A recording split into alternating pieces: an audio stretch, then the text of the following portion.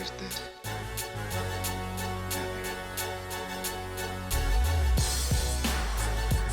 That's what I love about these high school girls, man. I get older, they stay the same age.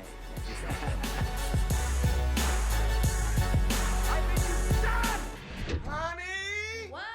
Where's my super suit?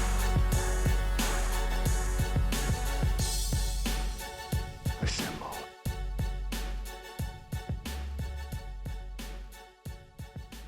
What's up, YouTube? This is your friend, the neighborhood movie nerd, back to give you guys everything that is going on in the world of movies and TV, and we have made it. We are here. It is the third of the top 10 videos that I promised you guys, but in this case, it is my first ever top 20. That's right, because I saw enough movies in 2019 for me to warrant actually doing a top 20, because I was looking over my honorable mentions and I was like, God damn, I love that movie. God fucking damn, I love that movie. God damn, I love that movie. Like, I love all of these movies. Like, we actually got so many fucking great, creative, incredible movies. So before we proceed, of course, there will be a slideshow for the honorable mentions for you guys, just so that I can get an eye, because I heavily recommend watching each and every single one of these movies. Yes, I even recommend watching the honorable mentions, because let me tell you guys, is that it did have its rough spots. Oh man, it did. It was another weak summer as usual, but god damn it, let me tell you, I loved 2019. That's right, I said it. We finally got one, people. It wasn't quite as good as any of the first 5 years of this decade, but I would take 2019 over any of the last fucking 3 years of garbage mediocrity. So with that being said, let's tackle the last goddamn year of the 2010s and let's get into it. This is the official Movie Nerd Top 20 Movies of 2019. But of course, first, the honorable mentions.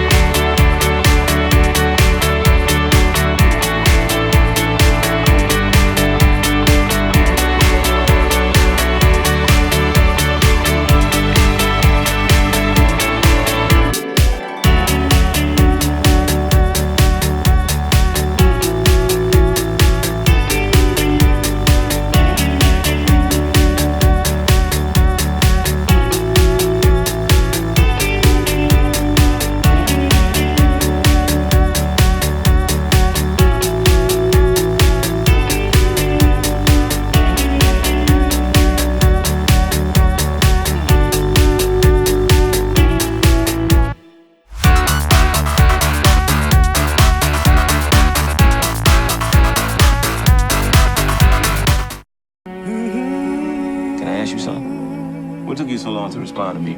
I didn't feel like being alone. Number 20 is Queen and Slim, which is directed by newcomer Melina Mitsoukas, but written by Master of None's Lena Waithe. The film was pitched as a modern-day Bonnie and Clyde, as it features a Tinder date gone horrifically wrong, as these two star-crossed lovers are ripped from their normal lives and forced to go on the run in a system that is already prejudiced against them. Now, what I will say is that of all of these kind of like African-American message movies that we've seen, the one thing that I always give them credit is they not only do they manage to still stay relevant, relevant, but they also managed to continue to bring something new, kind of ever since Do the Right Thing kind of ripped the band-aid right off and exposed, you know, that sort of injustice and prejudice all the way back in '89. But what I like that this movie did differently is that rather than have it be rooted in the politics, they kind of just had it anchored in the character struggles and kind of put the politics on the back burner. I support what y'all doing. It was self-defense. Power to the people. Now, the reason why I have this at number 20 is because it is still an amateurish effort. Like, the first time directing really does show. But what I like is that the actors were not told to kind of like portray any sort of message or anything like that. They were just directed to just act and be their characters, which is exactly what they needed to do. I thought Daniel Kaluuya and Jodie Turner-Smith were absolutely phenomenal together. I liked all the cast around them, and I liked how all of the blatant political BS that was on the side really didn't bother me, and it actually really made me enjoy this movie. I almost had this in my top 10, if not for a few other things that held it back. Naturally, that being the amateurish, what's it called, the amateurism, and I really hate using that word because I really do think that does a disservice to this first-time filmmaker, because she really isn't a first-time filmmaker. She's directed a lot of Beyonce's music videos. I know that. But the one thing that I will say character-wise is that, and why I think Jodie Turner-Smith, I think, deserves more credit than Daniel Kaluuya, besides being a newcomer. I think this is like only like her first big feature film, is that Daniel Kaluuya's got the easy thing going on because he's the much more likable character. He's got the much more compelling part. You know, he's kind of like the more rational-minded one, you know, kind of like the lower down to the earth. But Jodie Turner-Smith has the more unlikable part. But the fact that she makes her character still so empathetic, despite coming off as so unlikable, and despite coming off as like the problematic one in this situation, it really does make their relationship and their chemistry jive that much more. So Queen and Slim, my number 20 of the year. Thank you for this journey, no matter how it ends.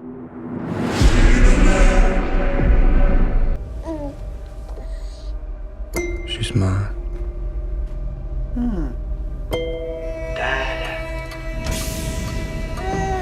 My number 19 is one of many A24 movies that made it onto the list here, and I actually think that with the exception of one, I think that every single other A24 movie that I've seen so far this year is actually on this list, which is pretty impressive. That just goes to show the effort that the impact and overall effort that they've made and had this year. Now, High Life, while not getting watched as some of the other more popular films this year, I think definitely deserves its spot. It was one of a few crazy insane French movies that I saw this year, and also not the only A24 movie that you'll see with Robert Pattinson on this list.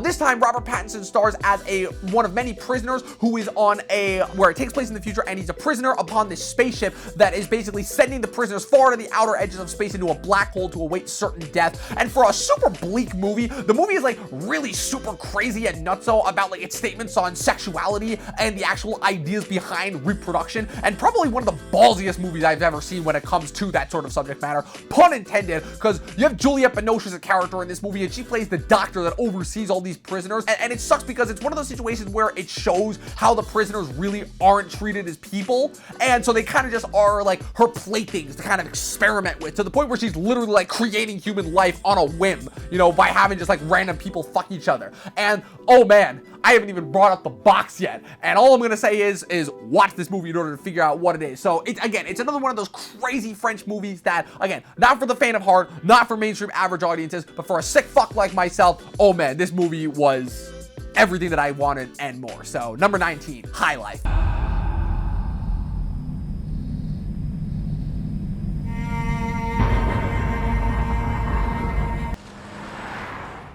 To take the drink out of the bag.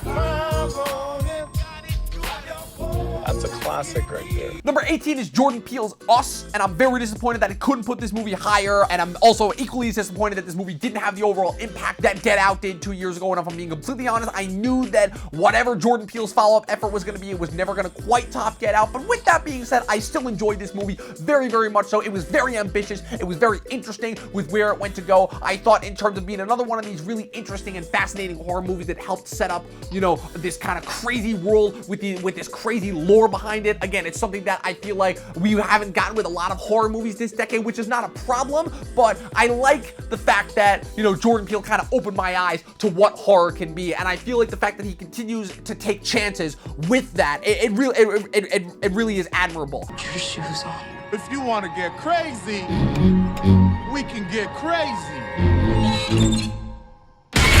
besides Lupita Nyong'o's incredible performance. I also think Winston Duke is not getting enough credit for this movie. I very particularly enjoyed his performance.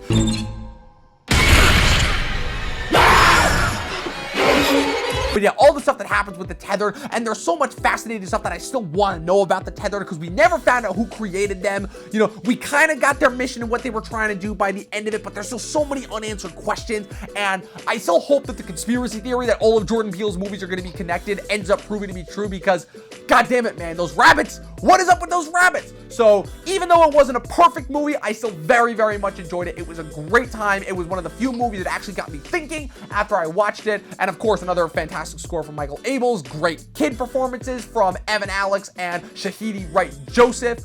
Yeah, awesome.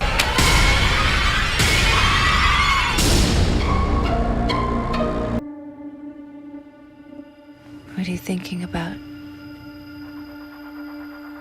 I do what I do because of my dad. Number 17 is the other introspective thinking man space movie, although not nearly as crazy, a lot more straightforward. That would be Ad Astra, directed by James Gray, which is a movie that I know turned off a lot of people because of its very slow and deliberate pace. But for me, this is one of those movies that I'm shocked that this movie got made in 2019.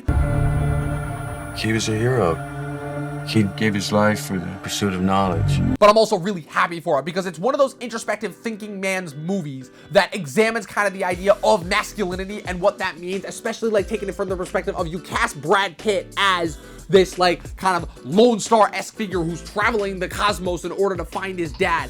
And again, the movie is very slow. It is very focused on world building. It's almost kind of like Blade Runner if it took place in space. But again, it's one of those movies where it's something that I love, and maybe one of my favorite of these space movies that we've gotten this decade, where it is just so introspective into the idea of how far we can go as a species and what exactly it is that entails and what it is that we're willing to risk and sacrifice in order to conquer those unknown territories and boundaries. But of course, it is all anchored in the human struggle, as it is Brad Pitt's solo mission to find his dad, portrayed brilliantly by Tommy Lee Jones, and probably my favorite 5 minutes of Tommy Lee Jones that I've seen on screen in the last decade. And yeah, this movie is all worth it until you make it to the end. Fantastic visuals, brilliant score. I'm really sad that this movie did not get more technical nominations because it absolutely deserved them for a movie that, again, I thought was going to be completely crushed by the Disney-Fox merger. I'm still glad that this movie got to be released in its final form, albeit, of course, with a few cuts. That is why Ad Astra is number 17. We have a job to do. Are you ready? I'm ready.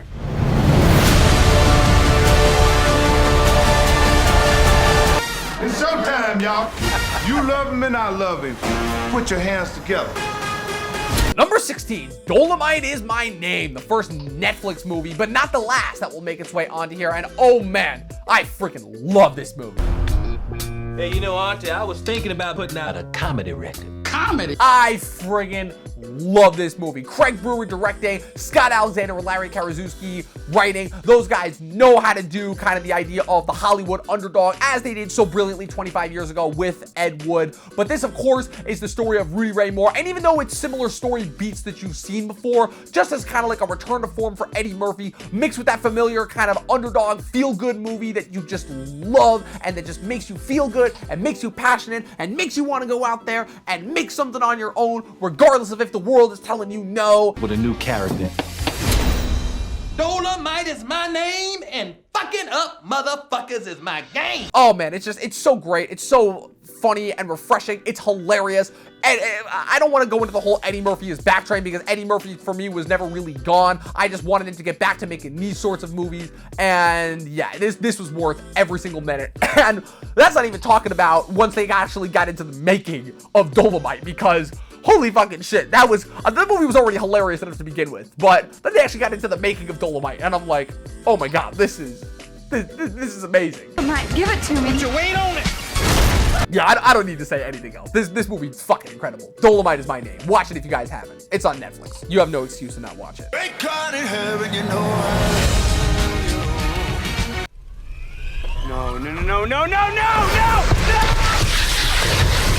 No. And cut! Number 15 is Honey Boy, directed by Alma Harrell, one of the few people who was complaining vastly when she didn't get an Oscar nomination, except you look at the type of movie that this is and you'll wonder why it didn't get any awards buzz, which, again, that pisses somebody like me off, but again, people wonder why these movies never get Oscar nominations. Alma Harrell directs the Shia LaBeouf story. I don't care what anyone wants to call it. It is basically a Shia LaBeouf semi-autobiography, as it follows the character of Otis, portrayed in 2 different time periods of his life by Noah Jupe and Lucas Hedges, respectively, as he has to deal with his abusive father while trying to make his way as a young actor in Hollywood and the residual PTSD that he gets from that. Now, what I will say is that this movie was absolutely excellent in terms of how it kind of took what I'll call the love and mercy approach to the biopic. And I know this was an extremely hard movie for Shia. And seeing Team, and I know you got what it takes. You're a star, and I know it. That's why I'm here. I'm your cheerleader, honey boy. the equal amount of love and hatred that he had for his father, and kind of in terms of revealing what his father was, how he hated his father for being the absolute abusive asshole that he was, but he also loved him because like he never would have been able to do with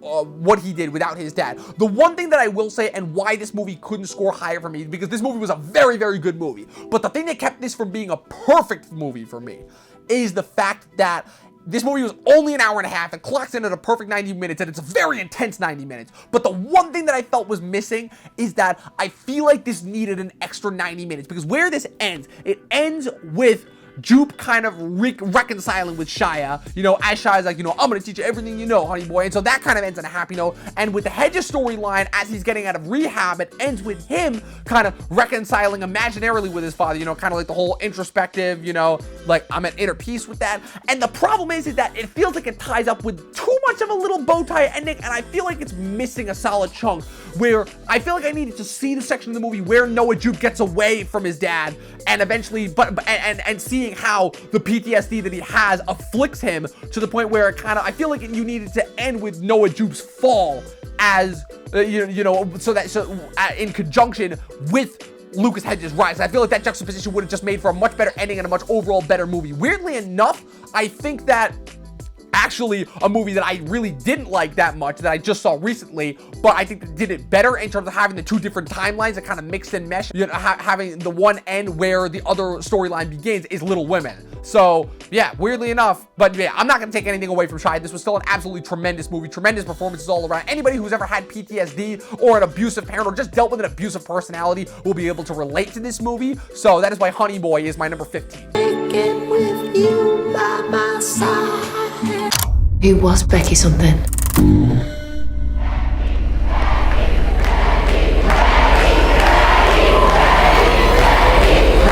Number 14 is Her Smell, another movie that I saw earlier in the year, directed by Alex Ross Perry, a relative newcomer. I know he was the director of Golden Exits, and if I'm not mistaken, he also did Queen of Earth. And this one was probably the first effort that I saw that proved that 2019 was going to be a kick-ass year for Elizabeth Moss. Between this, Us, and The Kitchen. Just kidding, we can forget about that last one. But here she plays a punk rocker named Betty Something, who is in the middle of her rock career, in the midst of the drug years, let's call it. And the interesting thing that this movie does is this movie is kind of the opposite of Vox Lux, where the thing that was interesting about these two movies and me seeing them at the same time is seeing how they tackled kind of the deranged, drugged out rock star from different perspectives, where Vox Lux tackled it from the exterior causes and what influenced her to become this way as a result of her tragic past, versus Her Smell doesn't do that. Her Smell just plops you right in the middle of when she's on her drugged out trip years and just shows the human effect that it has on everyone else, her bandmates, her ex-husband, her daughter,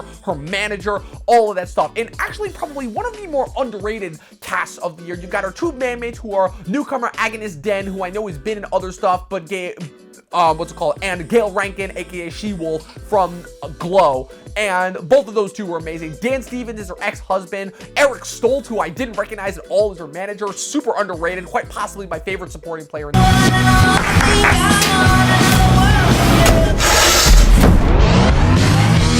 all of it is anchored by Moss, and probably the best performance that I've ever seen from her. The thing that I like so much about this performance is that she humanizes her so much that she flips from being cuckoo for Cocoa Puffs to being just like this sad, tragic figure, all in the scope of a minute. And it doesn't, the movie doesn't take you on the typical biopic train. It is so character focused. It just has a simple start and a finish. So, and it has you so invested in the characters and their shenanigans that you really kind of get a different kind of experience from a rock and roll music movie. And I really wanted to put this a lot higher because this was a really special movie all the way up until the end of the year. And I wish more people had seen it overall, because this movie, you want to talk about people who got fucking snubbed for best actress.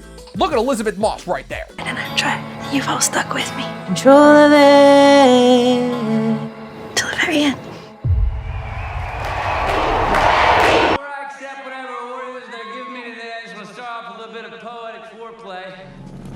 Number 13, The Beach Bum, which weirdly enough, this sounds so strange to say, but this is easily Harmony Korine's most consistent movie that he's ever done, which I know sounds absolutely bizarre, but when you consider Harmony Korine's other... One day I will swallow up the world.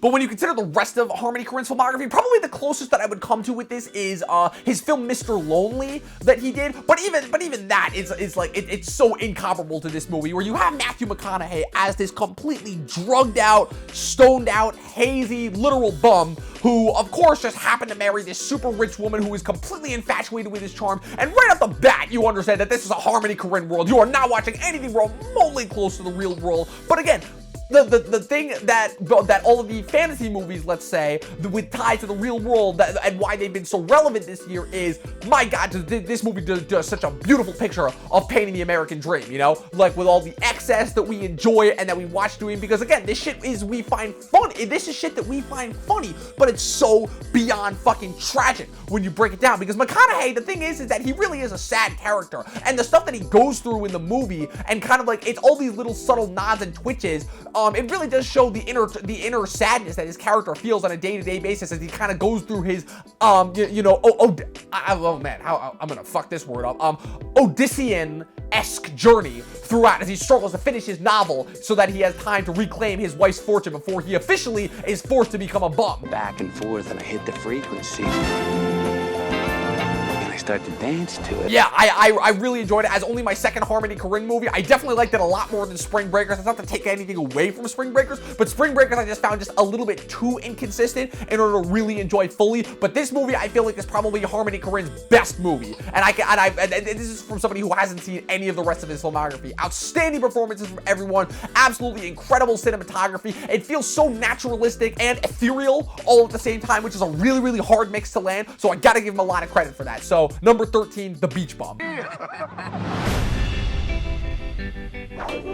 What's wrong, Dad? Please tell me. Midnight is dying. Number 12 is The Farewell. Again, another movie that, fuck, just for sheer amount of great movies that there were this year, I wanted to put higher for so many different reasons. She doesn't know, so you can't say anything. The family thinks it's better not to tell her. The thing that I enjoyed so much about this is taking a traditional, again, it's another thing that both this movie and another movie, Parasite, both did very well, which is kind of breaking the barrier between the West and the East and showing how certain Asian cultural practices can still be just as relatable to the West. And this movie did that with the idea of, you know, lying to your elders and concealing the idea of something so gut-wrenching and heartbreaking from your elders in order to potentially continue their life and in order to have them, you know, die peacefully. And the interesting thing that this movie does is kind of having, you know, the Western standing, you know, the immigrant kid who doesn't really understand the traditional native practices. But upon, you know, as portrayed by Awkwafina as the main character, but once she hears about her grandmother's diagnosis and she goes back and she's reunited with some family that she hasn't seen like since she was a little girl, and you see all of those great, awesome family moments that, that you would like kind of experience with your own family, and it really is ultimately gut-wrenching at the end of the day. But again, it's one of those situations where even in tragedy, you find some of the funniest, most heartwarming moments. And besides Awkwafina, again, you want to talk about another fucking snub, that is the grandma Zhao Shuzhen for supporting actress. Oh my God, one of the most just naturalistic, carefree, and just heartwarming performances that I've seen all year round. Outstanding directorial effort. I kind of love and I'm almost kind of inspired by what Lulu Wang did with this movie, where she basically just made the movie on her own, and it was so damn good that A24 had to take it. Again, another outstanding A24 effort that I absolutely adore. The thing that I liked about the A24 movies this year is that despite how crazy they all got, they were all very, very personal. Like there were a lot of personal movies that came out this year, and what's it called? And the great thing about it is that the character of Nene still ended up surviving to today. So the Farewell, absolutely outstanding movie. Again, it's not this big grandiose movie, but it's just heartwarming. And as Disney loved to trademark, perfect for the whole family.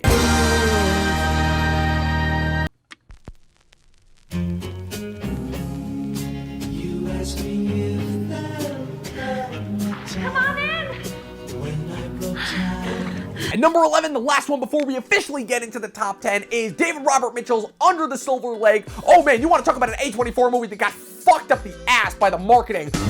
Why do we assume that all of this information is what we're told it is? Like, I feel so bad for this movie, because this movie, first off, it was weird because it felt like a 2018 movie that was released this year, where it was more so just bonkers and batshit than it was personal, which is what I got from a lot of movies this year. But the thing that made this movie so just engrossing is, besides the fact that David Robert Mitchell managed to crack the formula on how to do a David Lynch movie in the modern day, this movie is almost kind of embracing its pointlessness, which again is the point of it, where Andrew Garfield is just such a bum. Like, and it's not even like he's an unlikable character. He just like refuses to work just because. Like, he just would rather just wander around LA and kind of just get lost in these bullshit mysteries, which who knows if they're actually a thing or not. But he ends up somehow stumbling into this mystery when this girl that he just met for the first time next door goes missing. And I feel like, weirdly enough, this is going to sound absolutely crazy, and if there are LA people that are watching this video, please let me know, but this is the movie that kind of feels like the most LA, especially considering the fact that Quentin Tarantino already did a movie kind of idolizing LA, but this kind of like has this kind of that, it kind of symbolizes kind of that vast emptiness that LA has, where it's kind of just a bunch of lost people just trying to find their way throughout. Almost to and kind of trying to justify the pointlessness of their existence, almost to the point where they're literally just willing to make shit up. Filled with codes, subliminal messages, from Silver Lake to the Hollywood Hills. Just so that they can continue going.